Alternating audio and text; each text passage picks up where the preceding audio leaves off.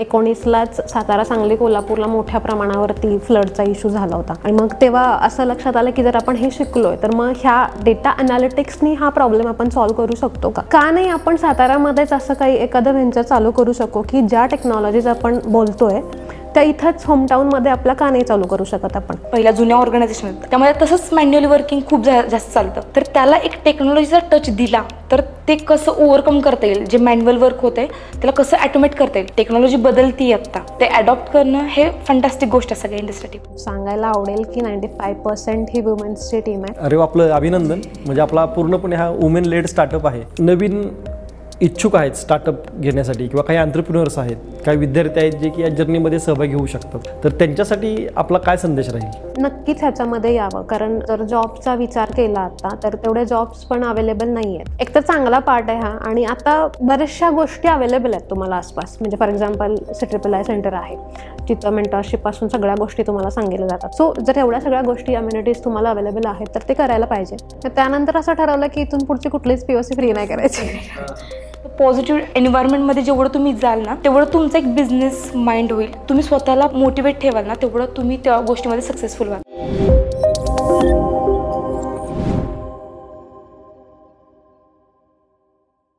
नमस्कार, मी अभिजित पवार आपणा सर्वांचं स्वागत करतो Yashwantrao Chavan centre for invention, innovation and incubation अर्थात YCCIII तर्फे आयोजित CIII स्टार्टअप पॉडकास्टमध्ये. या पॉडकास्टच्या दुसऱ्या सेशनमध्ये आपण आज माहिती घेणार आहोत YCCIII मध्ये इन्क्युबिटी असणाऱ्या क्युव्हिल्स या कंपनीच्या को फाउंडर्स स्नेहा घारगेजी, उज्ज्वला फडतरेजी आणि ऋतुजा साळुंखेजी. मला फक्त अगदी थोडक्यात आपलं लहानपण, बालपण आणि आपली शिक्षण कुठं झालं, प्राथमिक शिक्षण असेल, महाविद्यालयीन शिक्षण असेल, याच्याविषयी अगदी थोडक्यात मला आपल्याकडून माहिती हवी आहे. स्टार्टला तुम्हा सर्वांचं ॲक्च्युली थँकफुल म्हणते मी इन्क्युबेशन सेंटरचं आम्हाला इथं इन्व्हाइट केल्याबद्दल. माझं लहानपण आणि शिक्षण माझ्या गावी झालं, त्यानंतर मी कडेगावमध्ये माझं 11वी-12वी केलं आणि त्यामध्ये नंतर माझं असं होतं की मला मॅथमॅटिक्समध्ये माझं करिअर करायचं आहे. सो तिथं तर काही स्कोप नव्हता त्यावेळी कडेगावमध्ये. सो तिथून मग मी ट्रान्सफर झाले SGM कॉलेज कराडला.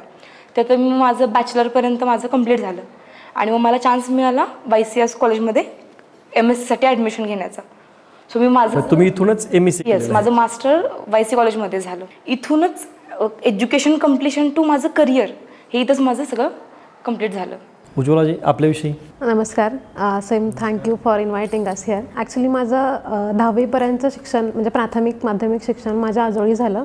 गुजरवाडीला रहिमतपूरच्या शेजारी 5 किलोमीटरवरती गाव आहे. तिथून परत 11वी-12वी सयाजीरावला झाली सातारामध्ये आणि नंतर BSc आणि MSc इन मॅथमॅटिक्स दोन्ही माझं YC कॉलेजलाच झालं. पहिल्यापासूनच मॅथमॅटिक्सची आवड होती. मग मॅथमॅटिक्समधूनच करिअर करायचं असं ठरवलं होतं त्यावेळेला पण, म्हणून मग BSc MSc दोन्हीही मॅथमॅटिक्समधून केलं. त्यावेळेला एक डोक्यात असं होतं की लेक्चरशिपला किंवा टीचिंग फील्डमध्ये जायचं. बट ज्यावेळेला MScला होतो त्यावेळेला असं झालं की म्हणजे एक लेक्चर झालं इनोव्हेशन इंडस्ट्री टेक्नॉलॉजीवरती, आणि तेव्हा असं वाटलं की बाबा फक्त लेक्चरशिपमध्येच नाही तर बाकीच्या ठिकाणी पण आपल्याला स्कोप आहेत, आपण करिअर करू शकतो. मग त्यावेळेला असं ठरवलं की बाबा इथून म्हणजे कॉर्पोरेट फील्डमध्ये यायचं आणि तिथून ॲक्च्युली ही जर्नी स्टार्ट झाली. छान छान. ऋतुजाजी आपल्याविषयी? माझं 10th स्कूलिंग किवळमध्येच झालं. त्याच्यानंतर 11वी-12वी BSc 3rd इयरपर्यंत माझं SGM कॉलेज कराडला आणि त्यानंतर मीचं MSc आणि टील आत्तापर्यंतचं जे करिअर आहे किंवा जॉब आहे तो माझा YCमध्ये झाला. माझं आधीपासूनचं मॅथमॅटिक्स तर इंटरेस्टिंग होतंच, सो मला आवडायचा तो सब्जेक्ट. आणि मग मॅथमॅटिक्सला जर बघितलं तर फक्त लेक्चरशिप हाच एक ऑप्शन राहतो. आधीपासून सॉफ्टवेअरमध्ये पण इंटरेस्ट होता, सो बेसिकली माझं टर्निंग तिकडे झालं. सो माझं फॅमिली बॅकग्राऊंड, माझे पप्पा शेतकरी आहेत, सो मिडल क्लास फॅमिलीमध्ये बिलॉंग करते मी आणि माझी मम्मी पण हाऊसवाईफ आहे. आपल्या फॅमिली बॅकग्राऊंडविषयी? माझे वडील ॲडव्होकेट आहेत, पण सध्या ते आता फार्मिंगमध्येच करतात कंटिन्यू. मम्मी हाऊसवाईफ आहे आणि माझे बहीण भाऊ आहेत ते दोघं पण IT प्रोफेशनल आहेत. सो एक ओव्हरऑल सगळं एज्युकेशनल बॅकग्राऊंड असल्यामुळं थोडा टच आहे याच गोष्टींचं सगळं. आणि स्नेहाचे आपले बॅकग्राऊंड? माझे आई बाबा दोघेही टेलरिंगचं काम करतात आणि घरात ॲक्च्युली मीच मोठी आहे, त्यामुळं म्हणजे पहिले ह्या फील्डमध्ये येणारे मीच आहे. असं आता मला एक सगळ्यात महत्त्वाचा प्रश्न विचारायचा आहे की तुम्ही तिघीसुद्धा YC कॉलेजमधूनच पोस्ट ग्रॅज्युएट झालेला आहात मॅथमॅटिक्समध्ये.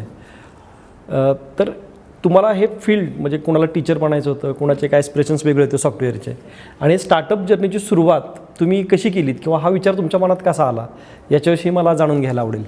ॲक्च्युली ह्याचा जर विचार केला तर जसं मी सांगितलं की MScला असताना एक लेक्चर डिलिव्हर झालं होतं, म्हणजे कॉलेजनेच ऑर्गनाईज केलं होतं. त्यावेळेला विनायक गोडसे सरांनी एक इंडस्ट्री टेक अँड म्हणजे रिसेंट ट्रेंड्स इन टेक्नॉलॉजी ह्या सब्जेक्टवरती ॲक्च्युली त्यांनी लेक्चर डिलिव्हर केलं होतं. मग त्यामध्ये ज्या नवीन डिकेडमध्ये येणाऱ्या ज्या काही टेक्नॉलॉजीज आहेत, मग ज्याच्यामध्ये क्वांटम कम्प्युटिंग असेल किंवा आर्टिफिशियल इंटेलिजन्स, डेटा ॲनालिटिक्स, अशा बऱ्याचशा टेक्नॉलॉजीवरती त्यांनी म्हणजे इन्फॉर्मेशन पण दिली आणि सांगितलं की त्याच्यामध्ये काय अपॉर्च्युनिटीज आहेत किंवा नेक्स्ट 10 to 20 इयर्समध्ये आपण कुठे बिलॉंग करू त्या टेक्नॉलॉजीमध्ये.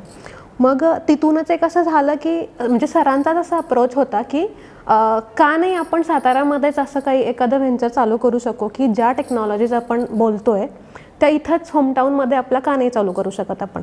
मग त्यांनी अप्रोच केला होता की कोणी इच्छुक असेल तर ते ट्रेन करायला किंवा त्याच्या संदर्भात ज्या इन्फॉर्मेशन आहे, जे नॉलेज आहे किंवा इव्हन ट्रेनिंग आहे ते द्यायला ते तयार आहेत. मग असं वाटलं की ठीक आहे, म्हणजे आपण करू शकतो आणि जर अपॉर्च्युनिटी आहे तर आपण ती घ्यायला पाहिजे. मग त्यावेळेला मी त्यांना म्हणाले की ठीक आहे, मला ते करायचं. असंही पहिल्यापासून आवड तर होतीच, म्हणजे मॅथमॅटिक्स हा एक पार्ट झाला. कदाचित तोपर्यंत माहितीच नव्हतं की IT किंवा कॉम्प्युटर फील्डमध्ये मॅथमॅटिक्सचा एवढा यूज असतो. आणि इव्हन AI तर बऱ्यापैकी सगळी फील्ड म्हणजे त्यातले जे अल्गोरिदम्स आहेत वगैरे सगळे मॅथमॅटिकल अल्गोरिदमच आहेत. सो तिथं आपण काही करू शकतो. मग तिथून ॲक्च्युली हे स्टार्ट झालं. मग जवळजवळ एक वर्षभर मी ट्रेनिंग घेतलं, जे कोडिंग पार्ट होता किंवा कॉम्प्युटर ॲडमिनिस्ट्रेशन, आर्किटेक्चर हे शिकून घेतलं. मग नंतर ह्या दोघी पण जॉईन झाल्या आणि मग तेव्हा असं ठरवलं की आता आपण शिकलोच आहे तर आपण एखादं म्हणजे कंपनी स्टार्ट करून व्हेंचर स्टार्टच करूयात. सो तिथून ॲक्च्युली ही जर्नी स्टार्ट झाली. म्हणजे साधारणपणे कधीपासून तुम्ही सुरुवात केली? 18ला मी पासआउट झाले. जसे की मला लर्निंगला थोडा वेळ गेला, थोडा म्हणजे अगदी वर्षभर मी कन्सिडर करते, कारण 6 महिने मी ट्रेनिंग घेतलं आणि 6 महिने एका कंपनीमध्ये, एक पुण्याला AI मध्ये काम करणारी कंपनी आहे जे मेनली NLP डोमेनवरती काम करते, तिथं मी एक 6 महिन्याची इंटर्नशिप केली. आणि तिथून जेव्हा मी रिटर्न आले सातारला त्यावेळेला मग ह्या दोघी पण जॉईन झाल्या आणि मग आम्ही स्टार्ट केली कंपनी. सातारामध्येच? हो, सातारा. कोणत्या ठिकाणी? मेनली इन्क्युबेशन जे आपलं YCचं आहे तिथूनच आमची जर्नी स्टार्ट झाली. सो सप्टेंबर 19ला इन्क्युबेशन म्हणजे सातारचं जे आपलं YC कॉलेजचं इन्क्युबेशन आहे, CIII सेंटरमध्येच आपण ही कंपनी इन्कॉर्पोरेट केली आहे आपली. आम्हाला तुमच्या कंपनीविषयी जाणून घ्यायला आवडेल. आपल्या कंपनीचं नाव काय आहे आणि आपली कंपनी कोणत्या क्षेत्रात काम करते? कंपनीचं नाव Q hills technology private limited. Q हिल्सचं कारण असं की आम्ही जेव्हा स्टार्ट केली होती त्यावेळेला क्वांटम कम्प्युटिंगमध्ये R&D आणि तिथले प्रोजेक्ट्स करायचं असं ठरवलं होतं. म्हणून क्वांटमचा क्यू आणि सातारामध्ये बेस्ट आहे म्हणून हिल्स, म्हणून क्यू हिल्स असं त्याचं नॉमेनक्लेचर केलं आहे. म्हणजे यातले फाउंडर्स कोण आहेत किंवा को फाउंडर कोण आहेत किंवा तुम्ही ह्याच्यासाठी लागणारा पैसा कसा उभा केला, याच्यासाठी लागणारे कंप्लायन्सेस कसे पार पाडलेत, हे सुद्धा आमच्या श्रोत्यांना ऐकायला नक्कीच आवडेल. फाउंडर म्हणाल तर डॉक्टर गीतांजली पोळ आणि गीता गोडसे अशा आमच्या 2 फाउंडर आहेत. आणि आम्ही तिघी आत्ता सध्या तरी को फाउंडर म्हणून अजून वर्किंग करतो इथं. 2019पासूनच आमची जर्नी स्टार्ट झाली होती आणि तिथून मग तसं जसे स्टेजेस येत आहेत त्यांना ओव्हरकम करत करत आम्ही आत्ता ह्या स्टेजला आहोत. तुम्हाला थोडं इलॅबोरेट करून सांगता येतील काय स्टेजेस आलेल्या, काय अडचणी आलेल्या, तुम्ही त्या ओव्हरकम कशा केल्या, पैसा कसा उभा केला? जसं स्नेहाने सांगितलं तसं 2 फाउंडर्स आहेत आणि आम्ही तिघी ॲज अ फाउंडिंग मेंबर म्हणून काम करतो. ॲक्च्युली जसं मी सांगितलं की 2019ला ज्यावेळेला आम्ही स्टार्ट केलं म्हणजे ॲक्च्युअल कंपनी स्टार्ट केली तेव्हा अगदीच सुरुवातीला काही इकॉनॉमिकली किंवा रेव्हेन्यू जनरेशन असा काही पार्ट नव्हता, कारण आम्ही तिघीही अगदी म्हणजे जरी लर्निंग आमचं झालं होतं तरी R&D जसं आपण म्हणतो ना की ट्राय अँड एरर बेसिसवरतीच आम्ही हे चालू केलं होतं. त्यावेळेला पहिली यूज केस आमची होती ती डिझास्टर मॅनेजमेंट, कारण 19लाच सातारा, सांगली, कोल्हापूरला मोठ्या प्रमाणावरती फ्लडचा इश्यू झाला होता. आणि मग तेव्हा असं लक्षात आलं की जर आपण हे शिकलोय तर मग ह्या डेटा ॲनालिटिक्सनी हा प्रॉब्लेम आपण सॉल्व्ह करू शकतो का. सो एक सोशल वर्क किंवा एक सोशल ॲस्पेक्ट म्हणून हा आम्ही स्टार्ट केला होता आणि तो ॲक्च्युली वर्क झाला. म्हणजे नंतर म्हणजे त्याच्यावरचे आम्ही रिपोर्ट्स वगैरे तयार केले. तो आमचा रिपोर्ट विड्स पुणे जी कॉन्फरन्स झाली होती, वुमेन इन डेटा सायन्सची कॉन्फरन्स झाली, तिथं तो पेपर टॉप 5मध्ये सिलेक्ट झाला आणि तिथून ॲक्च्युली चालू झालं. मग एक लक्षात आलं की आता कमर्शियल पण काहीतरी स्टार्ट केलं पाहिजे. मग त्याच्यानंतर डिजिटायझेशन, म्हणजे डिजिटायझेशनमध्ये आपण काय काय करू शकतो. AI/MLमधून म्हणजे इंडस्ट्री सेक्टर्स भरपूर होते, म्हणजे मॅन्युफॅक्चरिंग असेल, रिटेल असेल, ई-कॉमर्स असेल. मग त्यातला एक फील्ड आम्ही सिलेक्ट केला. हे किती साली साधारणपणे? साधारण अराउंड 19ला तर आमचा तो फ्लडचा प्रोजेक्ट चालू होता. तो 1 वर्षभर तरी चालला, कारण बेसिक आणि मेन आमचं त्यातून रिटर्न असा होता की आमचं लर्निंग होत होतं. तोपर्यंत काही कमर्शियलायझेशन झालेलं नव्हतं, रेव्हेन्यू जनरेशन नव्हतं. आता आम्हाला हे जाणून घ्यायला आवडेल की आपण आपल्या या कंपनीसाठी पैशाची उभारणी कशी केलीत, यासाठी लागणारे कंप्लायन्सेस आपण कसे पार पाडलेत आणि यासाठी आपल्याला कोणी कोणी मदत केली. 2019 पासून आम्ही चालू केलं. 2019ला आम्ही फ्लडचाच यूज केस करत होतो आणि त्याच्यानंतर तर कोविडचा पिरियड आला. सो अगदी 2021 पर्यंत आमचा काहीही रेव्हेन्यू जनरेशन झालं नव्हतं. त्यामध्ये फक्त आम्ही फोकस केला होता ते म्हणजे आमची स्किल डेव्हलपमेंट आणि आमचं जे टेक्निकली स्ट्रॉंग होणं, याच गोष्टीवर आम्ही फोकस केला होता. त्यामुळे फायनान्शियली असं काही रेव्हेन्यू जनरेशन झालं नव्हतं. आणि त्या पिरियडमध्ये आमच्या फाउंडर्सनीच त्यावेळेला मग आमचं स्टायपेंड आणि सॅलरीज मॅनेज केल्या होत्या. मग तुम्ही पहिल्या दिवसापासून सॅलरी ड्रॉ करत आहात? हो, पहिल्या दिवसापासून. आणि यासाठी तुमच्या फाउंडर्सनं तुम्हाला मदत केलेली आहे.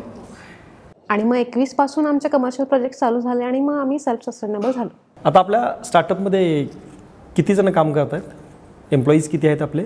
आता अराउंड 12 लोक आम्ही काम करतोय, ज्याच्यामध्ये सांगायला आवडेल की 95% ही वुमेन्सची टीम आहे, सगळ्या गर्ल्स आहेत आणि 2 मेंबर्स हे मेल कॅन्डिडेट आहेत. अरे आपलं अभिनंदन, म्हणजे आपला पूर्णपणे हा वुमेन लेड स्टार्टअप आहे. आता आम्हाला असं सांगा की आपले प्रोडक्ट्स काय काय आहेत आणि त्याचे यूज केसेस काय काय आहेत आपल्या प्रोडक्टच्या, त्याचे प्रोडक्टचे ग्राहक कोण आहेत? जर पर्टिक्युलर AI/MLचा डोमेन जर विचार केला तर AI/MLमध्ये आम्ही मेनली नॅचरल लँग्वेज प्रोसेसिंग, म्हणजे ज्याच्यामध्ये स्पीच आणि टेक्स्टचा डेटा ॲनालिसिसचा किंवा त्याचा स्टडी केला जातो किंवा त्याच्या रिलेटेड प्रोजेक्ट्स केले जातात, अशी field. So natural language processing आणि इमेज रिकग्निशन किंवा कॉम्प्युटर व्हिजन, त्याच्यामध्ये इमेज आणि व्हिडिओचं ॲनालिसिस आम्ही करतो. सो ह्या 2 मेजर एरियाजमध्ये आम्ही काम करतो, ज्याच्यामध्ये मेनली ज्वेलरी इंडस्ट्रीसाठी इमेज रिकमेंडेशन सिस्टीम बनवली होती आम्ही. इथल्या साताऱ्यातलीच एक कंपनी आहे त्यांच्यासोबत आम्ही काम करतोय त्या यूज केसवरती. याच्याशिवाय टेक्सटाईल इंडस्ट्रीसाठी डिफेक्ट आयडेंटिफिकेशन, म्हणजे जे क्लॉथवरचे डिफेक्ट्स असतात, म्हणजे पहिल्या लेवलला जे क्लॉथ तयार होतं आणि त्याच्यावरचे डिफेक्ट्स आयडेंटिफाय करणं, ही ॲक्च्युली आत्तापर्यंतचं मॅन्युअल प्रोसेस आहे आणि ते फक्त आता कॅमेरा थ्रू कॅप्चर करून त्याचे डिफेक्ट आयडेंटिफाय करायचे आणि त्याचं एक रिपोर्टिंग करायचं. सो असं AI/MLमध्ये आम्ही काम करतो आहे. जसं मी सांगितलं की आता मी जनरेटिव्ह AIमध्ये सुद्धा काम करतो आहे. सो जनरेटिव्ह AIमध्ये LLM आणि काही ओपन AIचे मॉडेल्स यूज करून आम्ही रिझ्युमे आणि जॉब डिस्क्रिप्शन मॅचर, म्हणजे ऑटोमेटेड रिझ्युमे आणि जॉब डिस्क्रिप्शन मॅचर असं एक MNC आहे पुण्यातली, त्यांच्यासाठी आम्ही हे काम करतो आहे. बट त्याचं ॲज अ प्रोडक्ट करायचं असं आमच्या डोक्यात आहे. म्हणजे त्याची डेव्हलपमेंट पण चालू झाली आणि अगदी तो लास्ट स्टेजला आला आहे आता तो प्रोजेक्ट. म्हणजे जी POC ज्या कंपनीसोबत करत होतो ती कंप्लीट झाली आहे आणि तो आता आम्ही ॲज अ आमचाच प्रोडक्ट म्हणून मार्केटमध्ये आणतो आहे. नेक्स्ट मंथपर्यंत तो येईल मार्केटमध्ये. तो एक आहे. याच्याशिवाय काही SEO कंपनीसाठी आम्ही काम केलं होतं, ज्याच्यामध्ये त्यांचं डेटा एक्स्ट्रॅक्शन करणं. याच्याशिवाय जसं मी सांगितलं होतं की डिजिटल ट्रान्सफॉर्मेशनमध्ये आम्ही काम करतो. मला वाटतं स्नेहा चांगलं इलॅबोरेट करेल. सो डिजिटल ट्रान्सफॉर्मेशन, आता एक लोकांचं एक खूप मोठं समज आहे की डिजिटल ट्रान्सफॉर्मेशन पूर्णच इंडस्ट्री चेंज होती का, तर ॲक्च्युली तसं नाही आहे. डिजिटल ट्रान्सफॉर्मेशन म्हणजे फक्त टेक्नॉलॉजी चेंज नाही, टेक्नॉलॉजी बदलती आत्ता, ते ॲडॉप्ट करणं हे फंटॅस्टिक गोष्ट आहे सगळ्या इंडस्ट्रीसाठी. पण काय होतं ना, काय ऑर्गनायझेशनमध्ये काय नाही, सरस ज्या पहिल्या जुन्या ऑर्गनायझेशन आहेत त्यामध्ये तसंच मॅन्युअली वर्किंग खूप जास्त चालतं. तर त्याला एक टेक्नॉलॉजीचा टच दिला तर ते कसं ओव्हरकम करता येईल, जे मॅन्युअल वर्क होतं आहे त्याला कसं ॲटोमेट करता येईल. म्हणजे दोन्ही, असं पण म्हणतो की डिजिटल ट्रान्सफॉर्मेशन आलं, AI/ML आलं तर जॉब जातील किंवा जॉब, असं नाही आहे, जाणार नाही आहेत. तर जुन्या लोकांना ती टेक्नॉलॉजी शिकवून आपण त्यांना पण पुढे घेऊन जाणार आहे, असं ॲक्च्युली डिजिटल ट्रान्सफॉर्मेशन वर्क म्हणजे ते काम करतं. सो जर डिजिटल ट्रान्सफॉर्मेशनचं सांगायचं म्हणालं तर आम्ही पहिला आमचा क्लायंट सातारमधला होता की एक फ्रेश प्रोटीन म्हणून कंपनी आहे, तर त्यांचं ते मीट डिलिव्हरी करतात, चिकन, मटन आणि मासे, फिश वगैरे असेल असे त्यांची होम डिलिव्हरीची सिस्टम आहे. ती पूर्ण पहिल्यांदा आम्ही त्यांना डिझाईन करून ती इथं डिलिव्हर केली. देन नेक्स्ट म्हणायला गेला तर सायबर चक्रव्यूह म्हणून आमचा एक प्रोजेक्ट होता की ज्यामध्ये आम्ही सायबर सिक्युरिटीचे जे कोर्सेस आहेत त्यांना आम्हाला एका पोझिशनला आणायचं होतं, एका प्लॅटफॉर्मवरती आणायचं होतं. त्यांनी 3-4 वर्ष आधी हे सेम सॉफ्टवेअर दुसऱ्या कंपन्यांकडून बनवून घेतलं होतं 3 वर्ष लागली होती एका कंपनीला. तेच सॉफ्टवेअर आम्ही आमची टेक्नॉलॉजी यूज करून 3 महिन्यामध्ये कंप्लीट केलं. पण 3 महिन्यामध्ये कंप्लीट केल्यानंतर त्यांच्या लक्षात आलं की ॲक्च्युली आपल्याला हे बनवायचंच नाही आहे, आपल्याला काहीतरी वेगळंच बनवायचं आहे. सो सगळा सेटअप चेंज करण्यापर्यंत आम्ही एका महिन्यात तो सगळा सेटअप चेंज केला आणि त्यांना परत 22मध्ये आम्ही फेब्रुवारीमध्ये त्यांना ऑनबोर्ड केलं. Digital transformation. येस, डिजिटल ट्रान्सफॉर्मेशनमध्ये खूप चॅलेंजेस पण आले. एकतर वेळ अशी होती की आमचा तो जो प्रोजेक्ट आहे तो आम्हाला डिलिव्हर करायचा होता एक थोड्या दिवसांनी आणि आमचा अख्खा प्लॅटफॉर्म क्रॅश झाला होता. आणि लिटरली आम्ही 3घी जण त्या दिवशी रात्रभर ऑफिसमध्ये होतो आणि आम्ही ते कंप्लीट करत बसलो तो प्रोजेक्ट. आणि सकाळी 9 वाजता पण आमच्या लक्षात आलं की हे होत नाही आहे कंप्लीट. मग त्यावेळी आम्ही परत सगळं सेटअप वगैरे मारून सगळे बॅकअप वगैरे घेऊन 11 वाजता त्यांना परत सगळं प्लॅटफॉर्म आहे असं लाईव्ह करून दिला होता. तर सायबर योगी असा हा एकदम सक्सेसफुल प्रोजेक्ट म्हणायला लागेल. आणि त्याची सुरुवातच ॲक्च्युली YC मधल्या स्टुडंटनाच आम्ही तो डिलिव्हर केला. त्यानंतर ज्ञानश्री कॉलेज तिथे पण दिला, जे इंजिनिअरिंग कॉलेज सगळे ते कव्हर केले आम्ही इथे. सो आता नेक्स्ट जर म्हणला तुम्ही हार्डवेअर मॅनेजमेंट, सो ऋतुजा त्याला कव्हर करेल. हार्डवेअरशी इंटिग्रेटेड सॉफ्टवेअर आम्हाला बनवायचं होतं. सो बेसिकली पहिल्यांदा बनवायचं कसं, कारण त्यांनी जे दिलं होतं तर त्याच्यामध्ये काय होतं, पहिलं प्रोजेक्ट होता की तुम्हाला जो कंटिन्युअसली डेटा येणार आहे आणि त्याच्यासाठी जो सेन्सरचा डेटा आहे. सो पर्टिक्युलरली तुम्हाला दाखवायचं आहे की कोणता सेन्सर हा ॲक्टिव्ह आहे आणि कोणता इनॲक्टिव्ह आहे.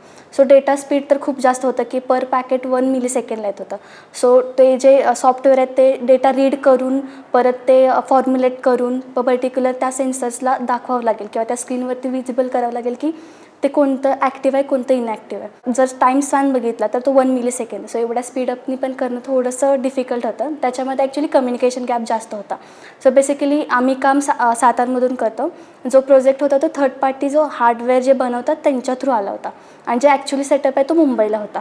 सो एवढ्या 3मध्ये कम्युनिकेशन गॅप खूप जास्त होता. सो पहिल्यांदा ते प्रॉब्लेम स्टेटमेंट अंडरस्टँड करायला पण खूप जास्त टाईम गेला आणि त्याच्यानंतर जो एकदा झाला तर मग त्याच्यामध्ये आम्हाला मग तो एक प्लस पॉईंट झाला की बाबा हार्डवेअरमध्ये पण आम्ही करू शकतो. सो बेसिकली ते आमचा पहिला प्रोजेक्ट चालू झाला आणि त्याच्याच रिलेशनमध्ये मग त्यांचेच आम्हाला 2 प्रोजेक्ट्स मिळाले. जे हार्डवेअर बनवलं होतं तो डिफेन्ससाठीचं होतं.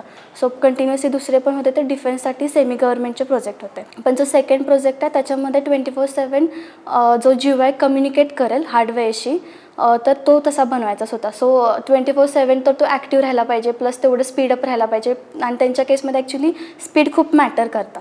सो थोडा पण तो नाही का रिस्पॉन्सिव्ह राहिलाच पाहिजे 24/7.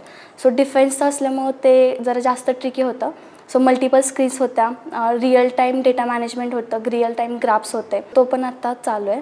आणि हे 3ही प्रोजेक्ट आम्ही डिफेन्ससाठीचे सेमी गव्हर्नमेंटसाठीचे केले होते. सो हा एक प्लस ॲड ऑन आहे की आम्ही हार्डवेअरसाठी पण एक GUI ॲप्लिकेशन्स बनवू शकतो. म्हणजे माझ्या असं लक्षात येतं की तुम्ही सुरुवात केली AI/ML पासून आणि नंतर तुम्ही तुमचे व्हर्टिकल्स वाढवत नेलेले आहेत. मग हे जे व्हर्टिकल्स तुम्ही वाढवलेले आहेत वेगवेगळ्या क्षेत्रात तुम्ही आता जे काही पेनिट्रेशन केलेलं आहे तर त्याचा कंपनीला तुमच्या काय फायदा झालेला आहे का, रेव्हेन्यू जनरेशनमध्ये असेल किंवा इतर काही गोष्टींमध्ये? कसं झालं ना की एका पॉईंटला सगळ्यांनी येऊन ती कंपनी नेणं हे त्यापेक्षा जर वेगवेगळ्या डोमेननी जर कंपनी आपण नेत असेल तर फायनान्शियल तिथं चांगलं मोठं आणि कुठली स्ट्रीम कधी ॲक्टिवेट होईल ना जास्त ट्रिक होईल ते सांगू शकत नाही आपण. जसं की AI/ML आमची खूप त्यावेळी ग्रो झाली, डिजिटल ट्रान्सफॉर्मेशन एवढं ग्रो होतं आहे आमचं. सो सगळ्याच सेक्टरने आम्ही कंपनीमध्ये ग्रो करतो आहे आता. आता एखादा स्टार्टअप असेल किंवा एखादी कंपनी असेल तर याच्यामध्ये अनेक जबाबदाऱ्या या पार पाडाव्या लागतात. म्हणजे जसं की टेक्नॉलॉजी डेव्हलपमेंट आहे, R&D आहे, रेव्हेन्यूशी संदर्भातल्या गोष्टी आहेत, ॲडमिनिस्ट्रेशन आहे, मार्केटिंग आहे, नेटवर्किंग आहे, प्रोडक्टची डिलिव्हरी आहे. मग ह्या गोष्टी आपण कशा मॅनेज करता? हां, सगळ्या गोष्टी तर मॅनेज कराव्या लागतात आणि स्टार्टअपचा जर विचार केला तर असंही नसतं की आपण सगळ्या गोष्टी आउटसोर्स करू शकतो किंवा टीम पण एवढी मोठी नसते की आपण सगळ्या गोष्टी त्यांना डिस्ट्रीब्यूट करून देऊ शकतो. पहिल्या इनिशियल स्टेजला सगळ्यांना सगळ्या गोष्टी कराव्या लागतात. सो आम्ही तिघी पहिल्यांदा सगळ्या गोष्टी करायचो, म्हणजे ॲडमिनिस्ट्रेशन, आमचे प्रॉडक्ट्स, त्याची टेक्नॉलॉजी डेव्हलपमेंट आणि प्रॉडक्ट डिलिव्हरी. फायनान्सचा पार्ट सगळा ऋतुजा सांभाळते. आता मेनली जे ॲडमिनिस्ट्रेशनचं आहे ते मी बघते. किंवा जर आपण व्हर्टिकल्स बघितले तर AI/ML जसं मग स्नेहानं सांगितलं की AI/MLचा पार्ट मी बघायचे, डिजिटल ट्रान्सफॉर्मेशन सगळं स्नेहा बघायची आणि हार्डवेअरचा जो पार्ट आहे तो सगळा ऋतुजा बघायचे. ठीक आहे, आता म्हणजे घडी बसलेली आहे व्यवस्थित. आता मला सांगा की आपला पहिला रेव्हेन्यू जनरेशन करणारा किंवा तुम्हाला ज्याच्यापासून रेव्हेन्यू मिळाला असा पहिला कस्टमर कोणता होता आणि तुम्ही पहिलं तुमचं प्रोडक्ट काय विकलं होतं, काय डिलिव्हर केलेलं? सो AI/MLचे जे प्रोजेक्ट्स होते ते आमच्या R&D होते. कारण मी जसं सांगितलं की आम्ही सुरुवात केली होती फ्लडच्या यूज केसपासून. ती तर आम्ही ॲज अ सोशल ॲस्पेक्ट म्हणून तर केला होता. बट त्याच्यानंतर जो आम्हाला प्रोजेक्ट मिळाला तो म्हणजे फ्रेश प्रोटिनो आणि सायबर योगी, जो सगळ्यात मोठा प्रोजेक्ट म्हणू शकतो आम्ही. म्हणजे अगदी सुरुवातीलाच झालं आहे आणि म्हणजे कोविडच्या नंतर सुरुवातीलाच झालं आणि तो म्हणजे रेव्हेन्यूच्या बाबतीतला सगळ्यात टर्निंग पॉईंट ठरला तो. कारण तो खूप मोठा प्रोजेक्ट होता. एकतर MNC सोबत आम्ही काम करत होतो, म्हणजे अगदी सुरुवातीलाच असा चान्स मिळणं पण थोडं रेअरच असतं. पण मे बी कनेक्शन्समुळं असेल किंवा जे आमचे मेंटॉर आहेत त्यांच्यामुळं असेल, बट हा चान्स आम्हाला मिळाला. सो तो एक प्रोजेक्ट होता सायबर योगीचा, की जो LMS प्लॅटफॉर्म आम्ही बनवला होता, जो रेव्हेन्यूच्या दृष्टीने आमचा पहिला प्रोजेक्ट होता आणि तोच मोठा पण होता ॲक्च्युली.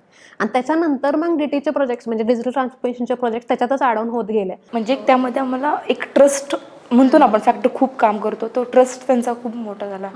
त्यामुळे आम्हाला त्यांच्या ह्याच्यातले सगळे कनेक्शनमधले प्रोजेक्ट्स मिळत गेले. आता या स्टार्टअपमध्ये रिजेक्शन हा एक महत्त्वाचा फॅक्टर आहे आणि तो प्रत्येकाला फेस करावाच लागतो. मग आपल्याला असे कधी रिजेक्शनचा सामना करावा लागला आहे का, आणि कशामुळे करावा लागला असेल तर?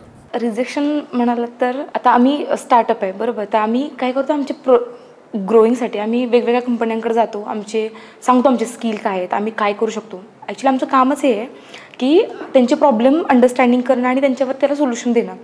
सो असंच आम्ही एका कंपनीमध्ये गेलो होतो आणि आम्ही तिथलं त्यांच्याशी डिस्कस केलं की तुमचे काय चॅलेंजेस आहेत, काय प्रॉब्लेम्स आहेत. सो त्यावेळी त्यांनी सगळं आम्हाला एक्सप्लेन केलं की ह्या गोष्टी आहेत म्हणून, आणि इथं जर तुम्ही काम केलं तर ॲक्च्युली आमच्या कंपनीला याचा बेनिफिट होऊ शकतो. आम्ही ते घेतलं आणि एक ह्युमन टेंडन्सी असते ना की ठीक आहे चला आपण करूया, तरी सर तुम्ही पेमेंटचं नंतर बघा, आपण POC तर करू. आम्ही एक ट्रस्टवरती आम्ही गेलो त्यांच्याकडे आणि त्यांचं एक 3-4 महिने काम झालं. मग कधी कधी ते रिस्पॉन्स करायचे नाहीत आम्हाला वाटलं की ठीक आहे कामामध्ये बिझी असतील वगैरे.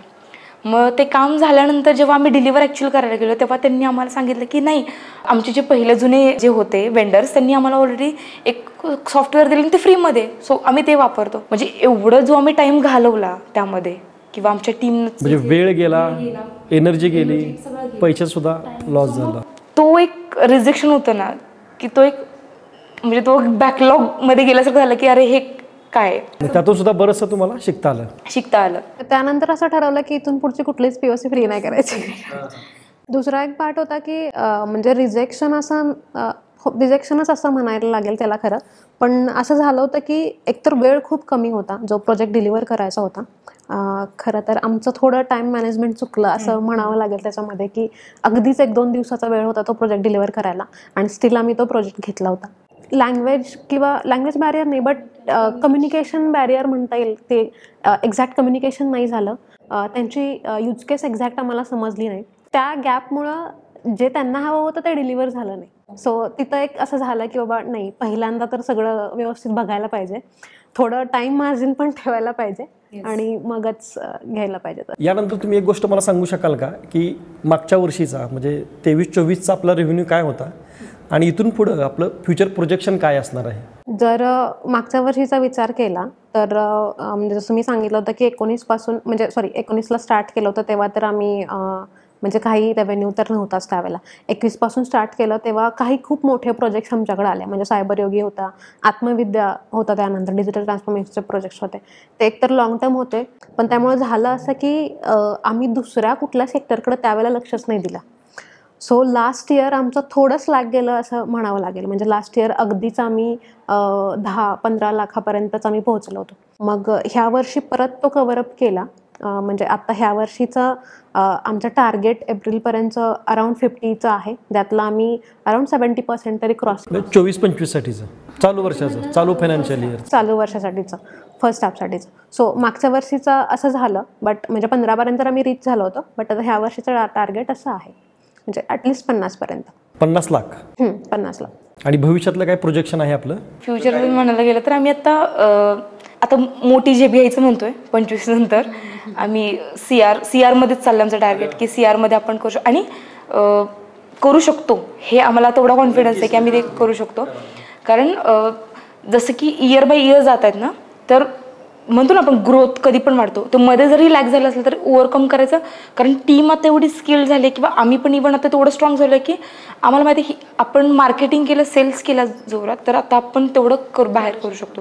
सो आमचं ते टार्गेट आहे. तर मग ॲक्च्युली AIMLसाठी तर आम्ही इंडिया प्लस आम्ही आउट ऑफ इंडिया आता स्टार्ट केलं आमचं मार्केटिंग. आणि डिजिटल ट्रान्सफॉर्मेशनमध्ये पण आम्ही आत्ता जे आम्ही ॲक्च्युली करतो ना, एक कंपनी आहे ती इस्रायलमध्ये आहे, तर त्यांच्यासोबतच पार्टनर म्हणून काम करतो आहे. प्लस त्यांच्यासोबतच कसं एक्सपांड करता येईल आपल्याला बाहेरच्या ह्याच्यामध्ये ते पण एकदा चेक करतो आहे. छान, शुभेच्छा तुम्हाला तुमच्या फ्युचर एंडेवर्ससाठी. यानंतर जे नवीन इच्छुक आहेत स्टार्टअप घेण्यासाठी किंवा काही एंटरप्रेन्युअर्स आहेत, काही विद्यार्थी आहेत जे की या जर्नीमध्ये सहभागी होऊ शकतात, तर त्यांच्यासाठी आपला काय संदेश राहील? पहिली गोष्ट तर म्हणजे आपण ज्यावेळेला शिकत असतो ना, त्यावेळेला थोड्याफार प्रमाणात का होईना आपल्याला आपल्या स्किल्सचा अंदाज तर असतोच, की म्हणजे बाबा आपण कुठल्या गोष्टीमध्ये जास्त स्ट्रॉंग आहोत.